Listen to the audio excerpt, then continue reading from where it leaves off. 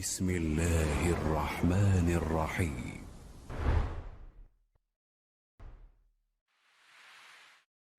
بسم الله الرحمن الرحيم.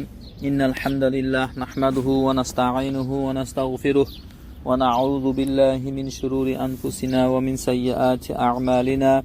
ما يهده الله فلا مضل له ومن يضلل فلا هادي له.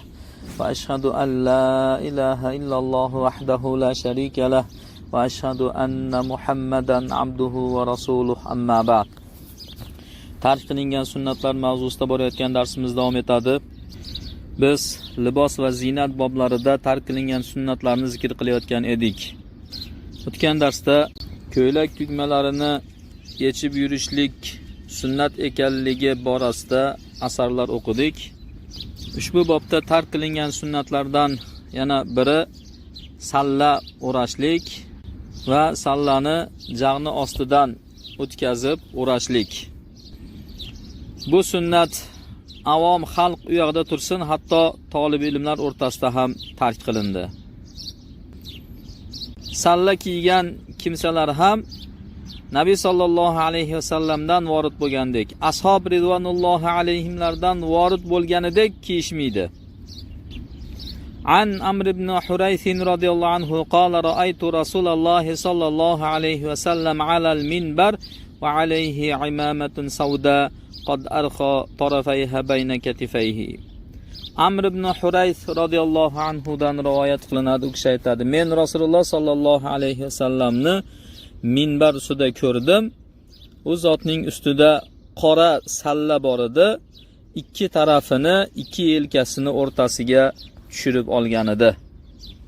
Bu asarni Imom Muslim, Imom Abu Dovud, Imom Ahmad, Ibn Majah va Nasoiylar rivoyat qilishgan. An Jabir ibn Abdullah radhiyallohu anhu anna Rasululloh sallallohu alayhi vasallam dakhala Makkah va alayhi imamatun sauda. Jabir ibn Abdullah radhiyallohu anhu dan rivoyat qilinadi. Rasululloh sallallohu alayhi vasallam Makka ga kirganlarida u zotning ustida qora salla bor edi. Imom Muslim, Imom Termiziy, Imom Abu Dovud, Nasoiy va Ibn Majahlar rivoyat qilishgan. An Sabit ibn Ubayd qala ra'aytu Zayd ibn Sabit va alayhi izarun va ridaun va imama. Sabit ibn Ubayddan rivoyat qilinadi. U kishi aytadi: "Men Zayd ibn Sabit radhiyallohu anhu ni ko'rdim. Bu kishining ustida izor, rido va salla bor edi." Izor va ridoni biz o'tganda ham aytdik. Izor bu belni pastiga o'raladigan mato, rido bu belni tevasiga o'raladigan mato. Xuddi hojilarni kiyadigan ihrom libosiga o'xshaydi. Bu asarni Ibn Abi Shayba musannafida keltirgan. An Ubaydillah ibn Umar anna Saliman wal Qasim kana yurkhiyani amaimahum bayna aktafihim. Ubaydulloh ibn Umardan rivoyat qilinadi. Solim va Qosimlar sallalarini yelkalarini orasiga tushirib olishar edi. Sanadi hasan. Imom Termiziy rivoyat qilgan. An Salamata ibn Wardan qala ra'aytu ala Anasin imamatan qad arxaha min khalfihi nahwan min zira'in. Salama ibn Wardandan rivoyat qilinadi. U kishi aytadi: "Men Anasning ustida, Anas radhiyallohu anhu ustida salla ko'rdim. Uni bir zirocha qilib orqasidan tushirib olgan edi" dedi. Ya'ni bir uchini yarim metrlar atrofida qilib orqasidan sangillatib tushirib olgan. Bu asar Ibn Sa'dni tabaqotida keladi va Ibn Abi Shaybaning musannafida ham keladi. Bu salla o'rashlikning bir ko'rinishi bo'lsa, yana bir ko'rinishi tahnik. Tahnik deb iyakni ostidan sallani bir qator aylantirib o'tishlik. Sulaymon ibn Mughiradan rivoyat qilinadi. U kishi aytadi: "Ra'aytu Abu Nabrata ya'tammu bi'imamatin sawda'a qad arxaha tahta unuqihi." Men Abu Nadrani ko'rdim, qora salla o'rab olgan edi, uni bo'ynini ostidan tushirib olgan edi. Sanadi sahih. Ibn Abi Shayba musannafida keltirgan. Su'ila Tawusun fil ladhi yalwi al-imamata ala ra'sihi wa la yaj'aluha tahta dhaqnihi faqala tilka 'immatu ash-shayton. Tawus rahimahullohdan boshiga salla o'rab, uni jag'ini ostiga qilmagan kimsa haqida so'raldi. Shunda u kishi bu shaytonning sallasidir dedilar. Ya'ni boshiga salla o'rab olgan, uni uchini tushirib olmagan. Jag'ini ostiga ham qilib olmagan. Bu sunnatga muvofiq salla emas, balki buni shaytonning sallasi deydi. Bu asar Abdurazzoqning musannafida keladi. An Sulayman ibn Abi Abdullah qala adraktu al-muhajirin al-awwalin ya'tamuna bi'ama'i ma karabisa sud wa bayda'a wa humr wa khudrin wa sufrin yada'u ahaduhum al-imamata 'ala ra'sihi wa yada'u al-qalansuwata fawqaha thumma yudiru al-imamata hakadha yani 'ala kawrihi la yukhrijuha min tahti dhaqnihi. Men avvalgi muhojirlarga yetdim. Ular qora, oq, qizil, yashil, sariq, bo'zdan bo'lgan sallalarni o'rashardi dedi. Ularni biri sallani boshiga qo'yardi va uni ustiga do'ppisini qo'yar edi. So'ngra sallani shunday qilib aylantirardi dedi. Ya'ni do'ppini atrofiga sallani aylantirib olardi. Uni jag'ini ostidan chiqarmas edi. Jag'ini ostidan chiqarmasdi degani, ya'ni jag'ini ostida uni tark qilardi degani. Ya'ni sallaning bir uchi jag'ini ostida qolar edi degan. Ibn Abi Shayba musannafida keltiradi. An Abdul Hamid ibn Bahram qala ra'aytu Ikrimata abyadal lihya alayhi imamatun bayda طرفها بين كتفيه قد أدارها تحت لحيته. Abdul Hamid ibn Bahromdan rivoyat qilingan kishi aytadi, men Ikrimani ko'rdim. Soqoli oppoq, uni ustida oppoq salla bor edi. Uni bir tarafi, ya'ni sallaning bir uchi ikki yelkasini orasida edi. Uni soqolini ostidan aylantirib olgan edi.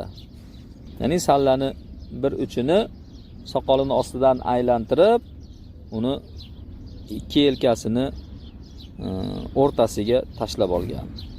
Tarixi Dimashqda keladi bu asar. An Ma'ruf al-Khayyat qala kharajtu ma'a Wathilata ibn al-Asqa ala himarin lahu aswad alayhi imamatun sawda qad alqa 'adabatan ila quddam wa 'adabatan ila khalfin. Ma'ruf al-Khayyatdan rivoyat qilingan kishi aytadi, men Vasila ibn Asqa bilan birga u kishini qora eshagida chiqdim, ya'ni bir safarga, bir joyga chiqdim. Uni ustida qora salla bor edi. Uni bir tarafini oldinga va bir tarafini orqaga tashlab olgan edi. Ya'ni sallani bir uchini oldi tomonga, ikkinchi uchini esa orqa tomoniga tashlab olgan edi. Tarixi Dimashqda keladi bu asar. An ibn Tawusin an Usamata kana yakrahu an ya'tamma an yaj'ala tahta lihiyatihi wa halqihi min al-imamati. Ibn Tawusdan rivoyat qilinadi, kishi Usoma radhiyallohu anhu dan rivoyat qiladi. U kishi sallani soqolini va halqumini ostiga qilmasdan salla o'ramoqlikni karih ko'rar edi. Ya'ni bu tahnik surati yuqorida aytdik. Ya'ni sallaning bir uchini soqolini ostidan, shu yegini ostidan o'tkazib turib, orqasiga tashlab olishlik. Demak, asarlardan bilinyaptiki, sallani uchini osiltirmasdan o'rashlik bu durust emas. Bu shaytonning sallasi. Balki sallani uchini osiltirib o'rashlik sunnat. Ya'ni hech bo'lmasa bir tomonini, ya'ni bitta uch chiqarib uni orqasiga tashlab olishlik yoki ikkita uchini birini oldiga, birini orqasiga tashlab olishlik yoki iyagidan, ya'ni soqolini ostidan o'tkazib orqasiga tashlab olishlik. Sallani uzunligi, ya'ni necha metr bo'lishligi haqida sahih asarlar vorid bo'lmagan. Bu borada ish kengdir inshaalloh. Allohu a'lam. Bu bobda tark qilingan sunnatlardan biri o'tirgan holatda poyafzal kiyishlik. An Abi Hurayra radhiyallohu anhu qala naha Rasululloh sallallohu alayhi va sallam an yanta'ila ar-rajulu qa'iman. Abu Hurayra radhiyallohu anhu dan rivoyat qilinadi, kishi aytadi, Rasululloh sallallohu alayhi va sallam kishi tik turgan holatda poyafzal kiyishligidan qaytardilar. Sanadi sahih. Ibn Majah rivoyat qilgan, Imom Termiziy, Imom Abu Dovudlar ham rivoyat qilishgan. An Abi Hurayra radhiyallohu anhu annahu kariha an yanta'ila ar-rajulu qa'iman. Ibn Abi Shaybani musannafida sahih sanad bilan yana shu ma'noda asar keladi. Abu Hurayra radhiyallohu anhu dan rivoyat qilinadi. U kishi tik turgan holatda poyafzal kiyishligini yoqtirmagan. Ba'zi tobiinlardan tik turgan holatda poyafzal kiyishlik vorid bo'lgan. Yahyo ibn Abu Kasir, Muhammad ibn Sirin, Hasan al-Basri, Ibrohim an-Naxai rahimahumullohlar kabi. Biroq Nabiy sallallohu alayhi va sallamdan va ba'zi sahobalaridan qaytarib sahih sanad bilan kelgan. Demak, sunnatga ergashilmoqlik avloroqdir. Allohul musta'an. Yana bu bobda tark qilingan sunnatlardan biri barcha narsada o'ng tomon bilan boshlashlik. Magar sunnatda chap taraf bilan boshlashlikka xos kelgan o'rinlardagina. An Abi Hurayra radhiyallohu anhu qala Rasululloh sallallohu alayhi vasallam idan ta'ala ahadukum falyabda bil yamin va idha naza'a falyabda bis shimal faltakun al yaminu awwalahuma tulbas va akhirahuma tunza'. Abu Hurayra radhiyallohu anhu dan rivoyat qilinadi, kishi aytadi, Rasululloh sallallohu alayhi vasallam aytdilar, agar sizlardan biringiz poyafzalini kiysa, o'ng tomondan boshlasin. Ya'ni birinchi o'ngini kiysin. Agar yechadigan bo'lsa, chapdan boshlasin. Birinchi chapini yechsin. O'ngi kiyiladigan, ikkalasini kiyiladiganni avvalgisi bo'lsin, yechiladiganlarini oxirgisi bo'lsin. Ya'ni kiyilganda avval o'ngidan kiyiladi, yechilganda esa avval chapidan yechiladi. Buxoriy, Ahmad, Muslim, Termiziylar rivoyat qilgan sahih asar. An Aisha radhiyallohu anha qalat kana Rasululloh sallallohu alayhi vasallam yuhibbu at-tayammuna mastata'a fi sha'nihi kullihi fi tuhurihi va tarajjulihi va tana'ulihi. Aisha radhiyallohu anhodan rivoyat qilinadi, Rasululloh sallallohu alayhi vasallam qodir bo'lganicha barcha ishlarida o'ng tomonni yoqtirardi. Poklanishlikda ham, sochini tarashlikda ham va poyafzal kiyishlikda ham. Buxoriy va Muslim rivoyat qilgan sahih hadis. An Abi Hurayra radhiyallohu anhu qala Rasululloh sallallohu alayhi vasallam idza labistum va idza tawadda'tum fabda'u bi ayaminikum. Abu Hurayra radhiyallohu anhu dan rivoyat qilinadi, u kishi aytadi, Rasululloh sallallohu alayhi vasallam aytdilar, agar kiysangiz, ya'ni kiyim kiysangiz va agar tahorat olsangiz, o'ng tomondan boshlanglar. Sanadi sahih. Imom Ahmad, Abu Dovud, Ibn Majahlar rivoyat qilishgan. An Aisha radhiyallohu anha anna Nabiy sallallohu alayhi vasallam kana yaj'alu yadahu al-yumna li tuhurihi va ta'amihi va kanat yadahu al-yusra li khala'ihi va ma kana min adha. Aisha radhiyallohu anhodan rivoyat qilinadi, Nabiy sallallohu alayhi vasallam o'ng qo'lini poklanishlik uchun va taomi uchun qilar edi. Chap qo'lini esa xalo, hojatxona uchun qilar edi va aziyatlik, ya'ni najosat, yomon iflos narsalar uchun qilar edi. Sanadi sahih. Imom Ahmad, Imom Abu Dovud va Ibn Majahlar rivoyat qilishgan. Hatto tasbihni, ya'ni qo'lda, barmoqlarda tasbihni sanashlik sunnat. Mana shunda ham o'ng qo'li bilan sanashlik sunnat. Abdulloh ibn Amr ibn Os radhiyallohu anhu ning asarida keladi, men Rasululloh sallallohu alayhi vasallamni ko'rdim, tasbih bilan o'ng qo'lini aqd qilar edi dedi.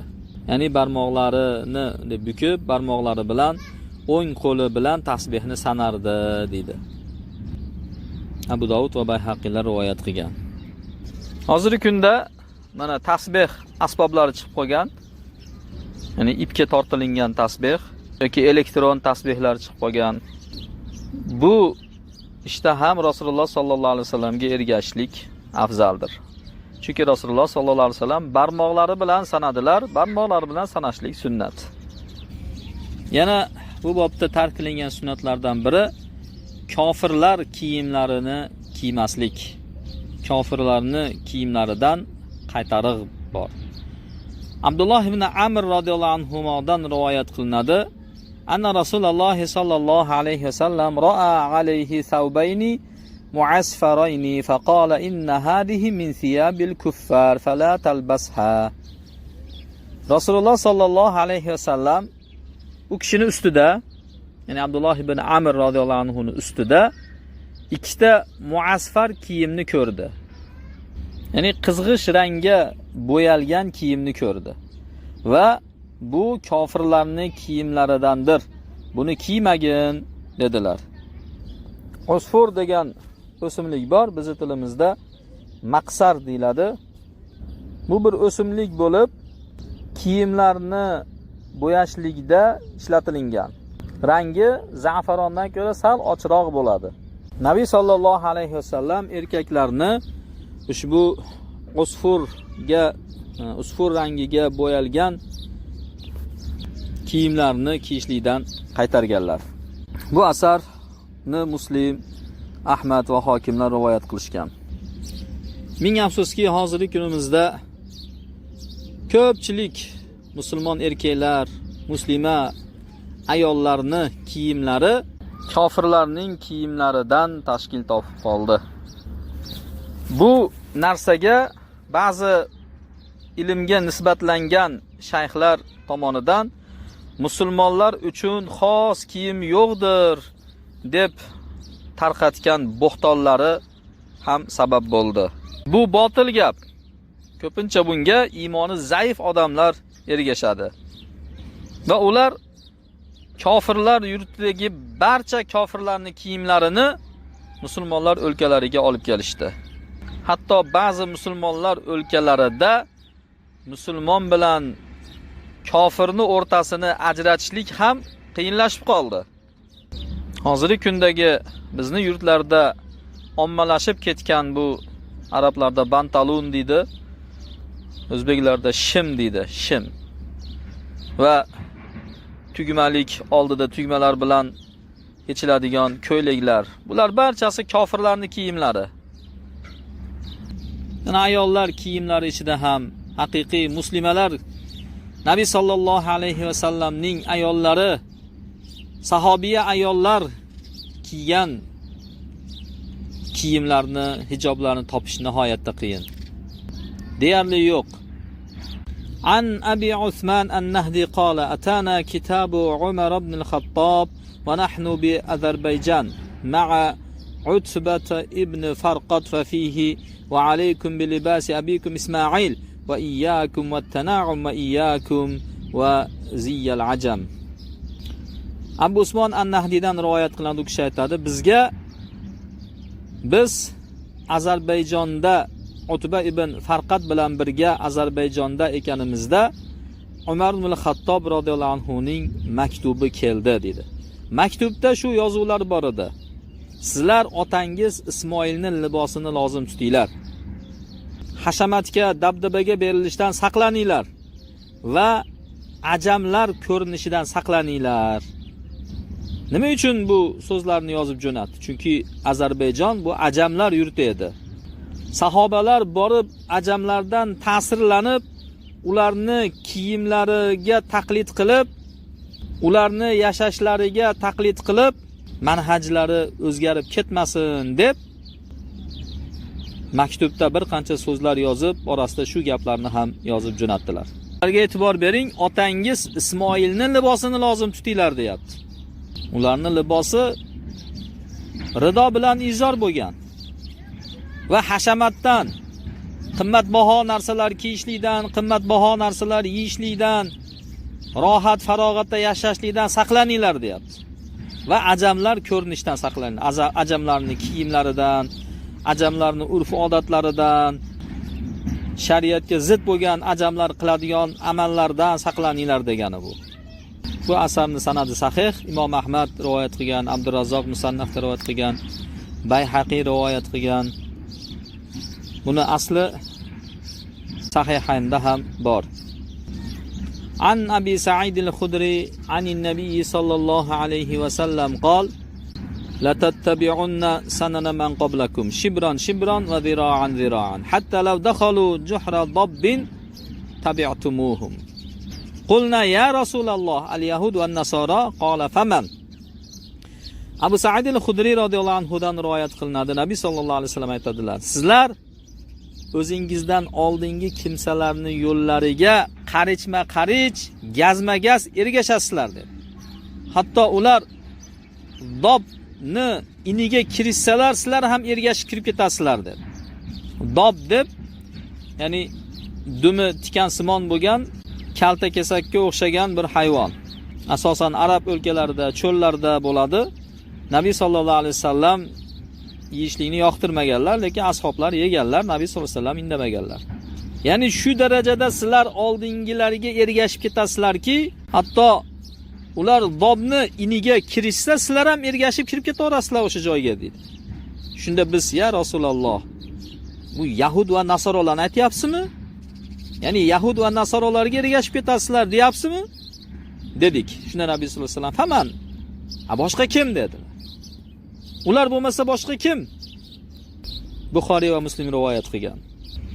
Dar haqiqat bizlarga hayotning barcha jabhalarida yahud va nasoralarning yo'llari, ularning tuzumlari kirib keldi.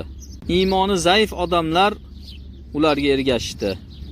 Hatto bu narsa ularning ko'p aqidalarida ularga o'xshashlikkacha olib bordi. Chunki musulmonlarning zohiri musulmonlarni botiniga bog'langan bo'ladi.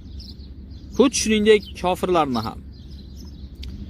Kofirlarga zohirda o'xshashlik botinda ham ularga o'xshashlikka olib boradi.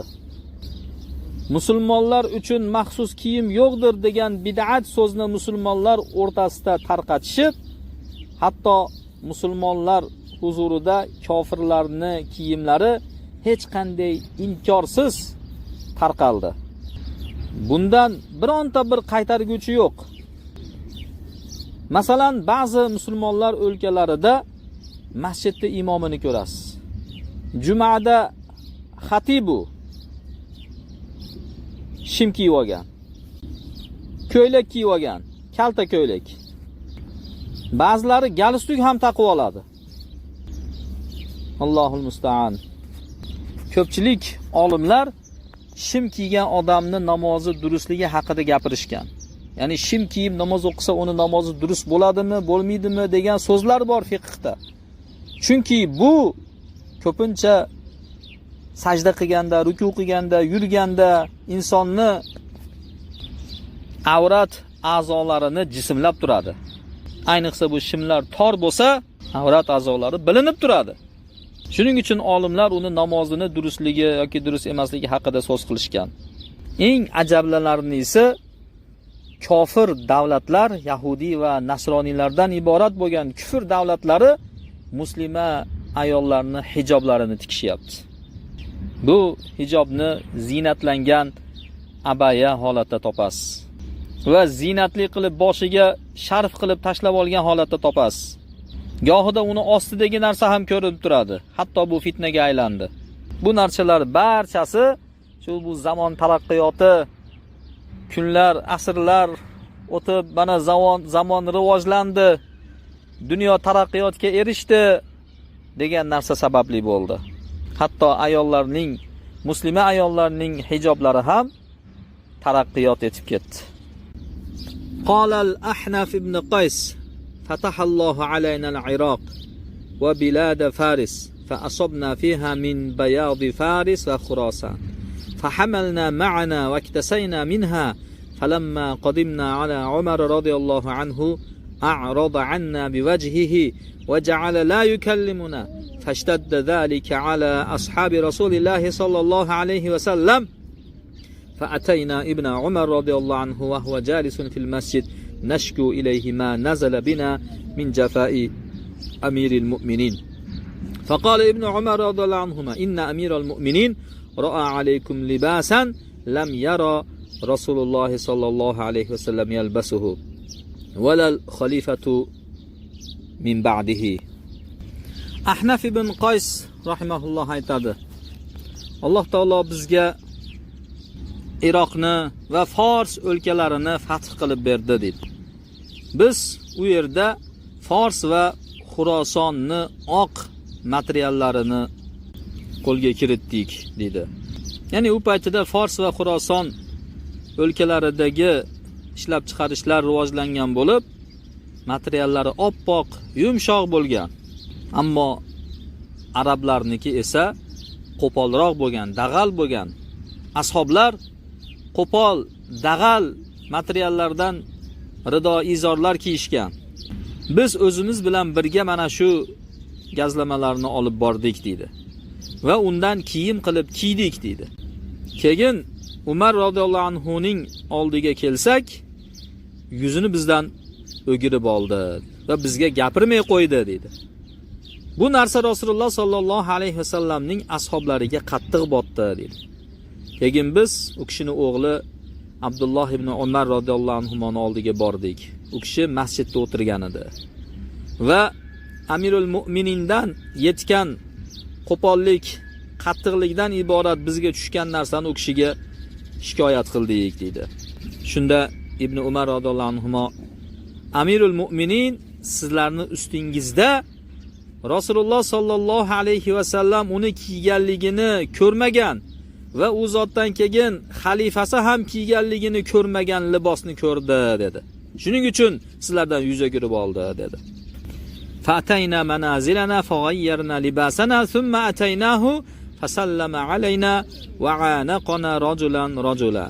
Keyin biz uyimizga borib liboslarimizni o'zgartirdik, so'ngra u kishining oldiga bordik. U kishi bizga salom berdi va birma-bir har birimiz bilan quchoqlashib ko'rishdi dedi. Ya'ni kiyimlarni o'zgartirib, Fors Xurosondan kelgan kiyimlarni tashlab, o'zimizni dag'al kiyimlarni kiyib borganimizdan keyin bizga Umar radhiyallohu anhu kulib boqib, har birimiz bilan quchoqlashib ko'rishdi dedi. Tarixi Dimashqda keladi bu asar. Amirul Mu'mininning g'azabini ko'ryapsizlarmi? Hatto ularni hajr qildi. Ularga salom bermadi. Bir qiymatsiz narsa uchun shunday qildi deb o'ylaysizlarmi? Abdulloh ibn Umar radhiyallohu anhuning hujjatiga qarang.